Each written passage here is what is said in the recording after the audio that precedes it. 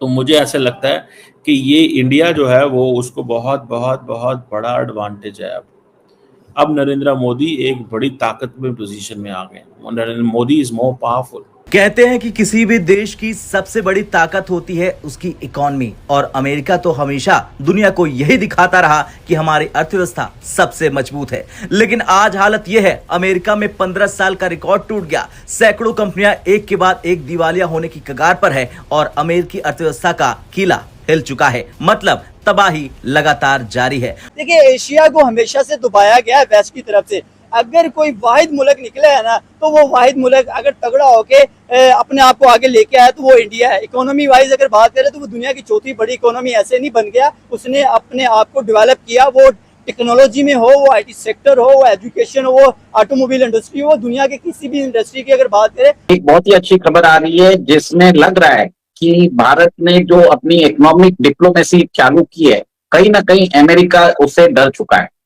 और आज अभी थोड़ी देर पहले एक स्टेटमेंट आया है यूएस के ट्रेजरी सेक्रेटरी का, स्कॉट बेसेंट का। उन्होंने बोला है कि इंडिया और अमेरिका का रिलेशनशिप कॉम्प्लिकेटेड जरूर है, but at the end of the day हम दोनों साथ में आ जाएंगे। ट्रंप हर मामले में चाहे विवादास्पद हो, लेकिन दो चीजों में वो कभी फेल नहीं हो सकते। पहली फॉरेन पॉलिसी, दूसरी इकोनॉमी। लेकिन हकीकत आज बिल्कुल उलट दिख रही। फॉरेन पॉलिसी में तो सबने देखा कि कैसे अलास्का समिट के बाद अमेरिका की स्थिति कमजोर दिखी। अब बारी इकोनॉमी की है और वहीं से सबसे चौंकाने वाले आंकड़े सामने आए हैं। अमेरिकी सरकार की अपनी रिपोर्ट कहती है कि सिर्फ एक महीने में इतनी कंपनियां बैंकरप्ट हो गई हैं। उन्होंने कोरोना काल के रिकॉर्ड की बराबरी कर ली। सोचिए, कोरोना जैसी ग्लोबल महामारी में जो तबाही आई थी, वही हाल अब बिना किसी महामारी के सिर्फ ट्रंप की पॉलिसियों की वजह से हो रही। ये आंकड़े बताते हैं अमेरिका की इकोनॉमी के भीतर कुछ बहुत गड़बड़ है। Donald Trump has chickened out of the tariff war.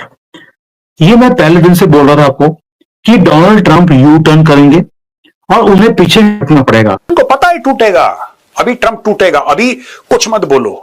इनको ऐसा लग रहा है कि हम बर्बाद कर देंगे, ये कर देंगे, लंबी लंबी चौड़ी चौड़ी बातें। रशिया से कोई ज्यादा, कभी सरगेई लेवरोव ने कुछ बोल दिया, जो उनका फॉरेन मिनिस्टर है, कभी कुछ बोल दिया, वो लंबी चौड़ी बातें नहीं करते, वो एक्चुअली ग्राउंड पे कुछ कर रहे हैं। जो अमेरिका है वो अपने सॉफ्ट पावर से पैसे कमाता है पूरी दुनिया में। हॉलीवुड बहुत बड़ा एक माध्यम है। पहले तो हॉलीवुड की मूवीज को बैन कर दिया गया।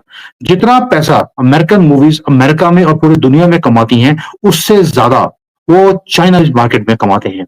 आपको याद होगा हमारी मूवी, जो भारत की मूवीज है, जैसे दंगल थी, उसने पूरे भारत में अगर 500 करोड़ कमाए तो चाइना में 1200 करोड़ कमाए। तो हम समझ सकते हैं कि कितना बड़ा डेंट है जो हॉलीवुड को लगा है। और अब तो ये हालत है चाइनीज इन्फ्लुएंस की कि हर हॉलीवुड की मूवी में आपको एक या दो जो चाइनीज बड़े एक्टर्स होते हैं उनको लेना पड़ता है उनको, ताकि चाइनीज अपने एक्टर को, अपने हीरोज को देखने के लिए उस मूवी को देखेंगे। ऊपर से साथ में अभी आधे घंटे पहले चाइना ने ट्रेवल बैन लगा दिया। ट्रेवल बैन का मतलब है उन्होंने सारे गवर्नमेंट एम्प्लॉयज को बोल दिया आपको यूएसए में जाना अलाउड नहीं है, और जो आम पब्लिक है उसको भी बोल दिया कि do not go to America, it might be risky. आज की स्थिति यह है कि अमेरिका में 70 कंपनियां दिवालिया होने कगार पर है। ये सिर्फ आंकड़े नहीं, ये उन लाखों लोगों की कहानी है जिनकी नौकरियां जा रही, जो टैक्स सिस्टम को सहारा देते थे, जो अमेरिका की रीढ़ कहलाते थे। सबसे ज्यादा असर पड़ा है मिड लेवल कंपनियों पर, छोटे बिजनेस पर, यानी वो कंपनियां जो सबसे ज्यादा जॉब क्रिएट करती थी और सबसे ज्यादा टैक्स देती थी। लेकिन हैरानी की बात यह है कि बड़ी कॉर्पोरेशन जो ट्रंप और उनके परिवार के साथ जुड़ी है, जिन्हें टैक्स छूट मिलती रही है और जो असल में जॉब क्रिएशन नहीं करती, वो आज भी माला माल है।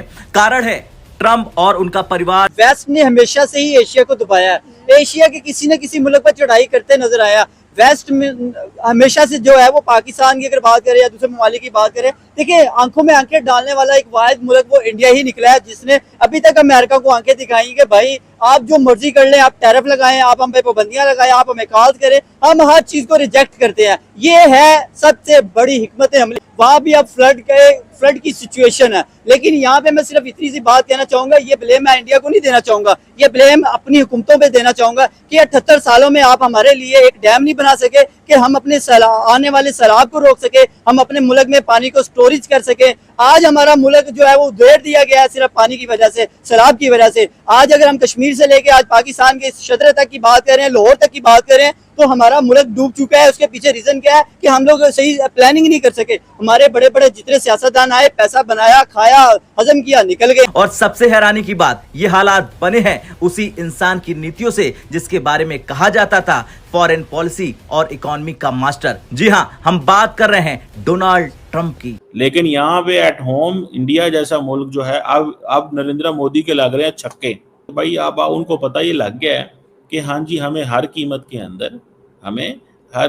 के अंदर what we need to make sure is कि नरेंद्र मोदी को इंडिया के साथ खड़े होना, और इंडिया जो है वो नरेंद्र मोदी के साथ खड़ा हुआ। जो ट्रेड वॉरियर अपने आप को बोलता था, सेल्फ प्रोक्लेम्ड ट्रेड गुरु डोनाल्ड ट्रंप, उसकी भी अपनी लिमिट्स हैं। तो डोनाल्ड ट्रंप जैसे आदमी को, जिसको सुनने की आदत नहीं है, उसे भी सुनना पड़ता है। और यही मैं बोलता हूं मजबूरी ऑफ डेमोक्रेसी। यानी कि अब ये कोई स्ट्रेटजी नहीं है, ये सर्वाइवल का टाइम आ गया है डोनाल्ड ट्रंप के लिए। तो जो अगर मुझे पूछेंगे कि ट्रेड वॉर अभी तक कौन जीता कोई नहीं, तो मुझे पता नहीं है, लेकिन डोनाल्ड ट्रंप नहीं जीते और वो सरेंडर कर गए रियलिटी के सामने। मैं ये आपको बता रहा हूं कि ये Indian nationalism is at peak. Modi साहब ने छक्का मारना है। मैंने आपको कहा था एंटी यूएस सेंटीमेंट्स बिकेंगे इंडिया के अंदर, आप चले जाए। मैंने तो कुछ दिन पहले कह दिया था आपको। उसकी वजह क्या है? उसकी वजह यह है कि वो ट्रैजेक्टरी नजर आ रही होती है आपको पता होता है कि यस अगले थोड़े दिनों में क्या होने वाला है। आपको क्या लगता है Modi a politician, already a nationalist, जो कि एक मिनट नहीं जाया करते पाकिस्तान के बारे में अपनी नेशनलिज्म को आगे लेके आने में, तो वो ट्रंप के सामने करेंगे। और देन बेसिकली जयशंकर ने नरेंद्र मोदी को गाइड किया हुआ क्या कि sir this is not about tariff, this is something else. ये आपको मैं बात बता दूं, दिस इज नॉट। मैं आपको कई दफा कह रहा हूँ। सो मुझे जाती तौर पे ये लगता है, व्हाट आई अंडरस्टैंड, कि मोदी साहब बड़े पॉपुलर होंगे, नेक्स्ट लेवल पॉपुलर होंगे, इतने पॉपुलर होंगे कि वो अगला इलेक्शन भी इसके ऊपर जीत सकते हैं। अमेरिका इन्हें एक संकेत दे दिए हैं कि भारत के खिलाफ जो उन्होंने टैरिफ लगाए हैं वो शायद उसको रोल बैक कर सकता है।